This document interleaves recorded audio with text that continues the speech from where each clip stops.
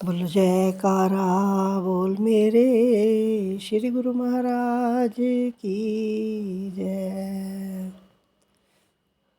श्री अमर ज्योति दर्शन श्री ग्रंथ जी साधु वेश।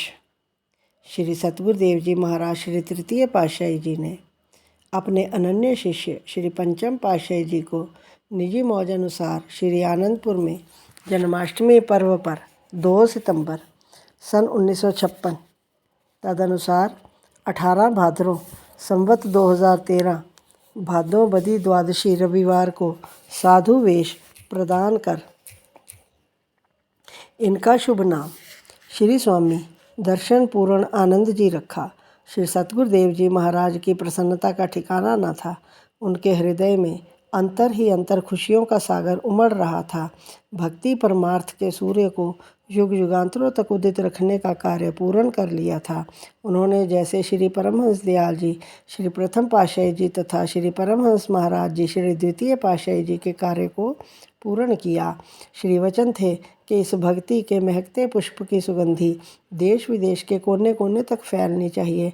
अस्तु आपने कर्तव्यनिष्ठ कर्मयोगी पूर्ण तत्ववेता बनकर चौकुंठी में इस सुगंधी को फैलाया। श्री सतगुरुदेव जी महाराज श्री तृतीय पातशाही जी ने श्री स्वामी जी श्री चतुर्थ पातशाही जी साधु वेश को फरमाया, यथा नाम तथा गुण इनके दर्शन से और परमार्थ व भक्ति की विजय पताका चौकुंठी में लहराएगी। ये ध्येय पूर्वक श्री आनंदपुर का कार्यभार संभालेंगे। इनका विशेष ध्यान रखना।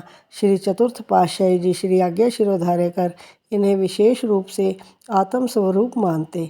आपने श्री पंचम पातशाही जी ने साधु वेश में दिव्य तेज की प्रभा से श्री आज्ञा पालन में तत्पर रहकर कर्मठता का साक्षात प्रमाण प्रस्तुत किया। वैसे तो श्री तृतीय पातशाही जी महाराज श्री आनंदपुर में अधिकारी संस्कारी गुरुमुखों को साधु वेश प्रदान करते तो अत्यंत प्रसन्न होते। पुनः उनमें से कुछ एक को सत्संग की सेवा के लिए भेजते। आपको श्री गुरु महाराज जी ने अपनी धुरधरगाई मौज अनुसार श्री आनंदपुर में सेवा का कार्य सौंपा। आपने सब तरह की सेवा को अत्यधिक श्रद्धा और लगन से पूरा किया। जो जो सेवा आपके जिम्मे लगती आप समग्र समर्पण भाव से पूर्ण करते, जिससे श्री सतगुरुदेव जी महाराज अत्यंत प्रसन्न हो उठते। श्री सतगुरुदेव जी महाराज भक्तों की ओर एक भवन का मुहूर्त करके श्री कार में विराजमान हुए। उस समय आपके पिताजी एवं बड़े भाई भक्त अमरनाथ जी भी श्री दर्शनों के लिए श्री आनंदपुर में आए हुए थे। पिताजी ने श्री चरणों में विनय की, प्रभु ये आपकी ओर संकेत करके कहा, ये तो धन धान्य ऐश्वर्य संपदा को छोड़कर फकीर बन गया है। श्री वचन हुए, हमने तो इन्हें दैवी और आध्यात्मिक सब संपदाओं का मालिक बना दिया है।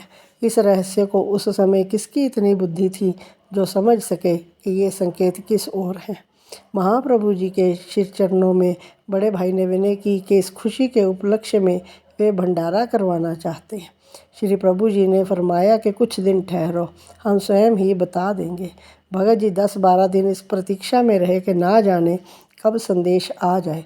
उन्हें कलकत्ता वापस भी जाना था, लेकिन जब कोई सूचना ना मिली तो उन्होंने आपसे कहा कि श्री चरणों में विनती करके ये बतला दें कि भंडारे की बारी कब तक मिल जाएगी।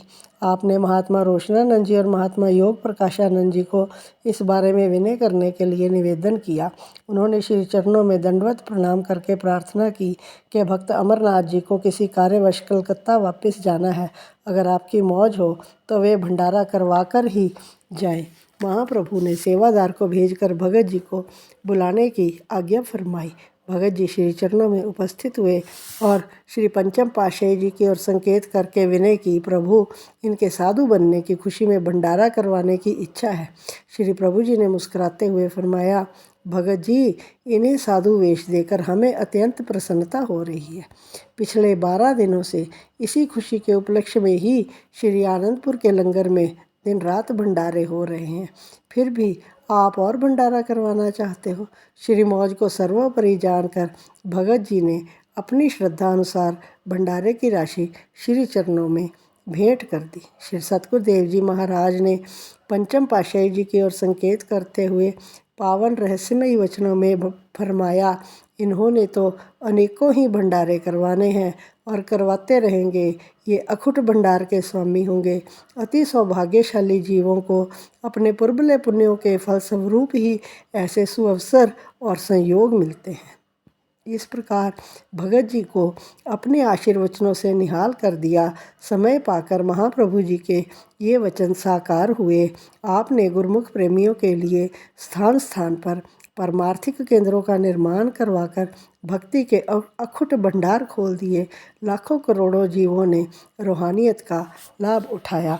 बोलो जयकारा बोल मेरे श्री गुरु महाराज की जय।